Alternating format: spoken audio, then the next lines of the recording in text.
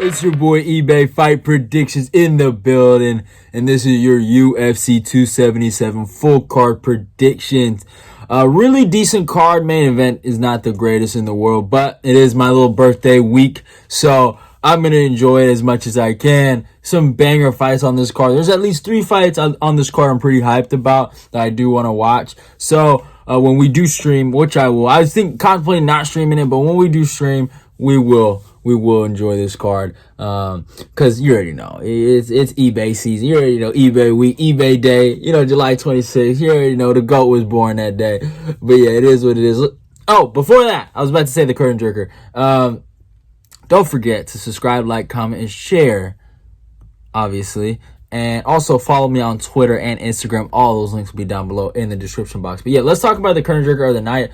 Orion Kosei versus Blood Diamond. Really interesting fight here. I really like Blood Diamond. I really do. Kosei, he's coming off a loss to Philip Rowe. Both guys are coming off losses to decent welterweight contenders, Jeremiah Wells, Philip Rowe. But I don't know, man. I think Kosei knows he needs to take Blood Diamond down. You know what I'm saying? I think he knows that. And I'm gonna be honest, bro. Like, I really am gonna be honest here. He's really gonna need a takedown, like, to save his life. Like, I'm sorry. Like, Kosei is gonna need a real takedown here, and I think that's how he beats Mr. Blood Diamond. As much as I want to go with Blood Diamond, he seems like a cool dude. He has the reach advantage. I gotta take the real MMA fighter over the kickboxer any day. 3-1. Like, I saw what I saw against Jeremiah Wells, and it wasn't good, man. It looked like there was looked like he had nothing off his back. It looked like he had nothing. Obviously, Kosei is more of a, sometimes he will go for the knockouts, but he has some submissions in his arsenal. So I'm going to take Kosei by decision here. But I don't know, there's just weird gut feeling where I feel like Blood Diamond learned from his losses and, like, got better in the, you know what? I'm gonna go. I gotta go with my gut, man. I have a really weird feeling Blood Diamond's gonna win this. I'm actually gonna take Blood Diamond by first round KO. I know it's a crazy. I had in my head I was gonna go with Kosei, but yeah, I'm taking Blood Diamond by first round KO. I feel like there's just something telling me that he's learned from that loss against Jeremiah Wells. So it is what it is. I'm gonna pray that he learns some takedown defense in the meanwhile. So I'm taking Blood Diamond actually by first round KO. But yeah, next fight, Nick Negamorani versus Uharu Potiria, the Ukrainian guy from Contender Series. I'm just gonna call him the Ukrainian guy, no disrespect. The Duelist, I think that's his name. I'll call him the Duelist. The Duelist, he's decent. He has decent power, but I know Nick is coming off a really, really controversial decision, but don't let that blind you. He's actually a decent fighter. You know, he was able to knock out Ike Villanueva, able to beat Aleksei Kumar via decision. The Duelist, the Ukrainian guy, he has no, like, I watched a lot of tape on him recently. The striking isn't the greatest. He's more like power based. I know the record looks really good, but I think Nick Morani is actually going to win this. Like, I don't know why I have a weird feeling. He has a reach advantage coming in here. I actually think he's somewhat the better fighter.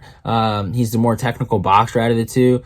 He's the longer fighter. So I'm taking Nick Morani by decision here over the Duelist. I'm sorry. I couldn't say his name, man. I gotta practice their names before I do these videos, but it is what it is. Jiyeon Kim versus Jocelyn Edwards.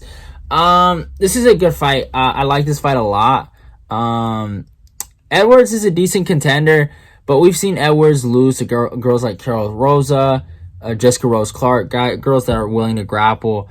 Jiyeon Kim actually looked pretty decent in her last fight. I'm gonna rock with Kim here, based on the fact that she needs to win really badly. She is the longer fighter out of the two. There's a chance where they might rob Kim, but I'm actually gonna take it, man. You look at the girls she lost to, Alexa Grasso, Molly McCain, Cachoeira, and some people felt like she won that fight. So, there's no shame in, like, who she fought. I'm rocking with Jiyeon Kim over Jocelyn Edwards here by decision. I'm rocking with some dogs right now. I think Edwards is a good fighter, but if it gets to the ground, it's over.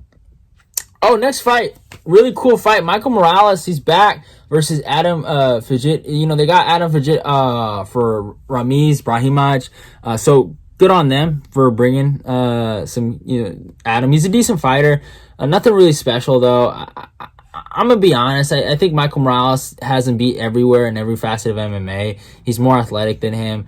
I'm actually going to be taking Michael Morales maybe by second round KO, actually.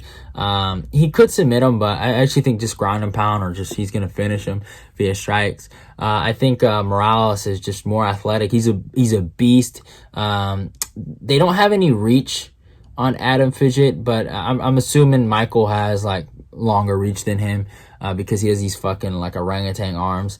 So I'm going to be rocking with Morales here over Adam Fidget. So yeah, I got Michael Morales by second round KO. Next fight, really good fight here. Drakkar Klose versus Rafa Garcia. I like this fight a lot, actually. I really do. I think Drakkar's a decent fighter, coming off a really good win over, not a really good win, but a win over Brandon Jenkins. He needed it. Got the knockout. Good wrestler, decent striking, but Rafa Garcia is really underrated, man. I know he has that loss to Chris Gudismacher, which holds him back by a lot, and he lost to Nasrat Haskarov. But Rafa, he beat Natan Levy, then just completely mauled Jesse Ronson. I think Rafa Garcia's wrestling super underrated, and I've never been super impressed with Drakkar Klose's striking. I think Garcia actually has a boxing advantage here. He's the better striker. I'm actually going to be rocking with Garcia by third round TKO, man. I think he's going to break Drakkar. I could see a Garcia decision, but I think Drakkar, with all his injuries, he's 34 years old. He's at the end of his road. I know he had his win, but you getting pushed, you're getting pushed by Jeremy Stevens, and that breaks your neck. Like, how long can you really last, right? And I understand it was a legit injury, but you know what I'm saying? That just shows me you're a little fragile. No disrespect to Mr. Drakkar Klose, who is a decent fighter. Has a win over Mark Dukeski, which is aging pretty well. So, no shame to him. But yeah, I'm rocking with Garcia here. Next fight. Real interesting one. Dontel Mays versus, I think, one of the first Egyptian fighters ever in the UFC, Hamdi Abdullah. Hamdi's actually really good.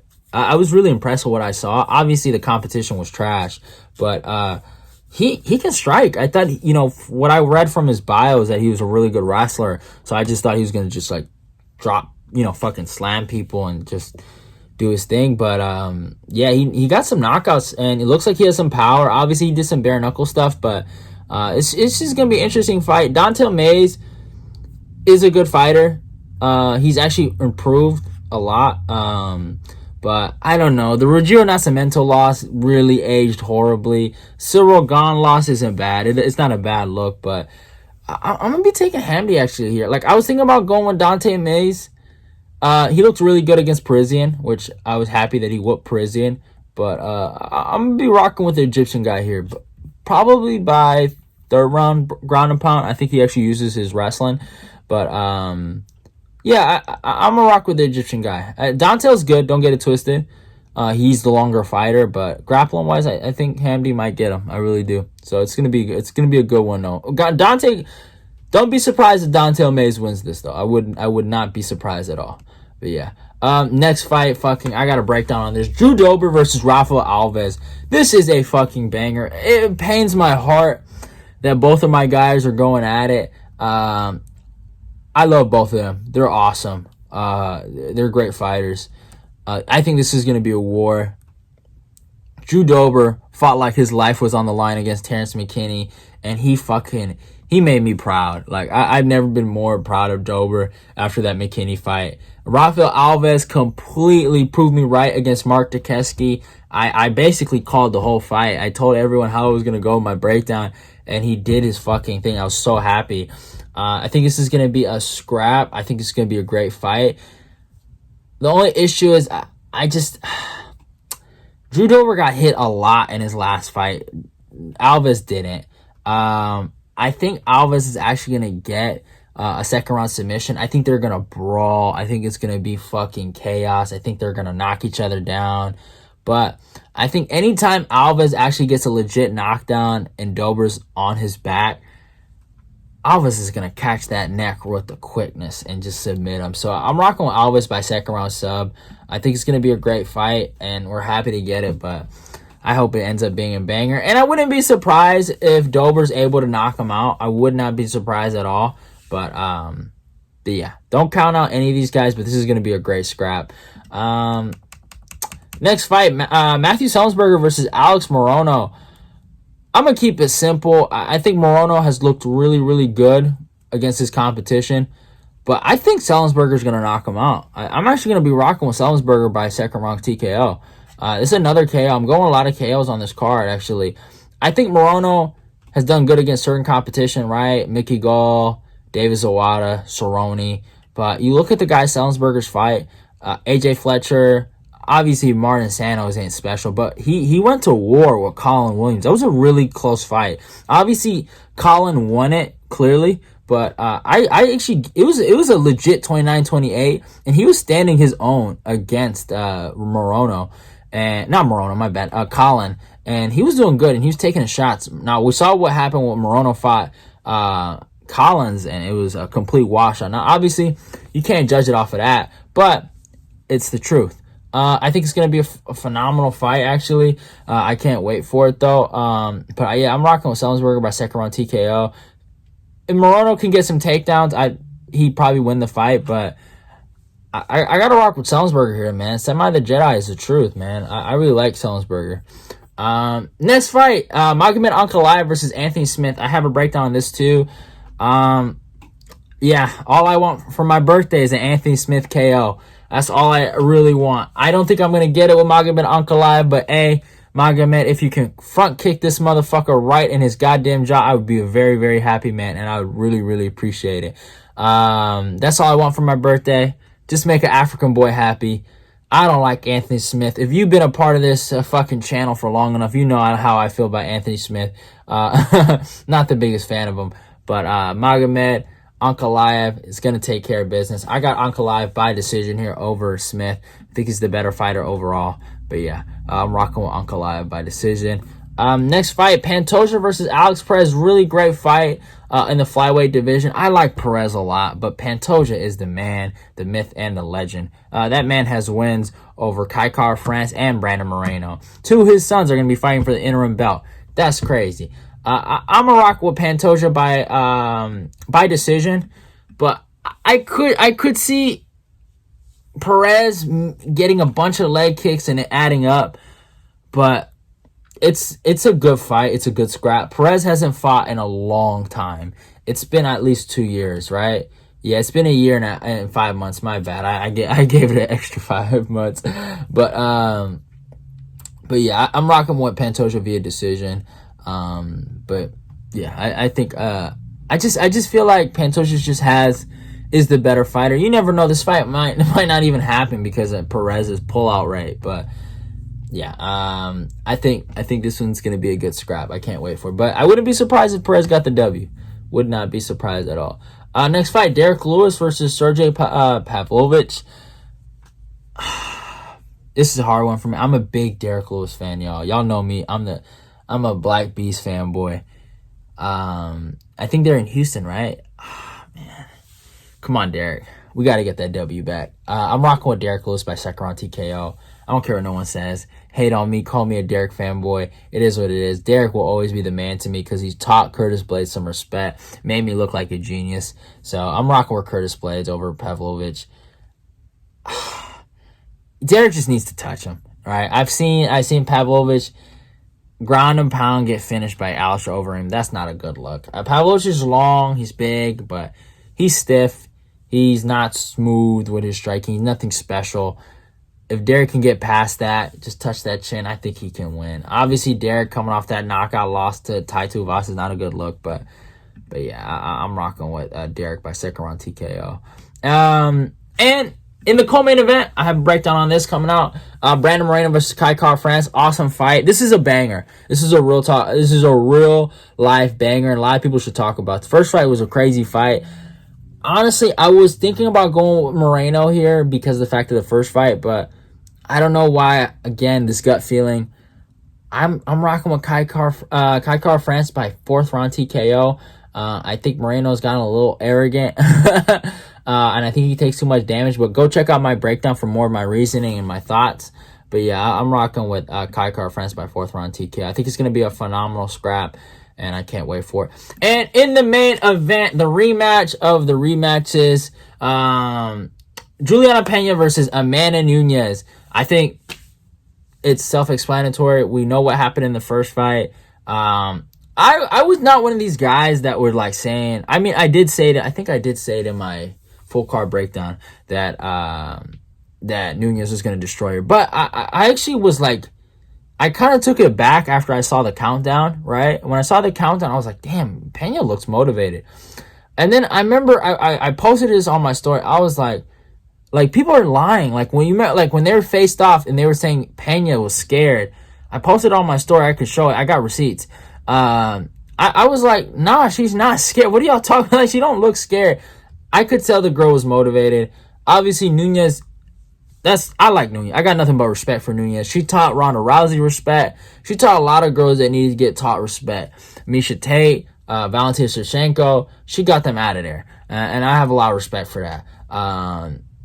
I think Peña, she has the formula to beat her. She did the first time, but there's just something that's just telling me that Nunez is going to win this. I have a good feeling Nunez. I think Nunez just got caught up. You know, she didn't move her head. She was just in a bad snowball effect.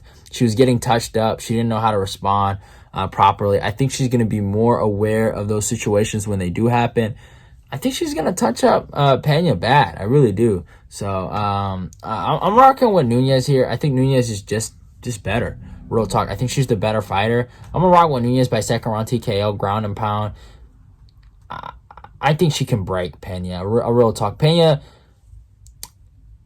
does go forward, and she does things to Nunez that makes Nunez quit. But if Nunez can counter-strike properly and not get touched with certain shots, she can win this fight. I really do believe that. She lost that fight because she got touched up too much and she didn't move her head.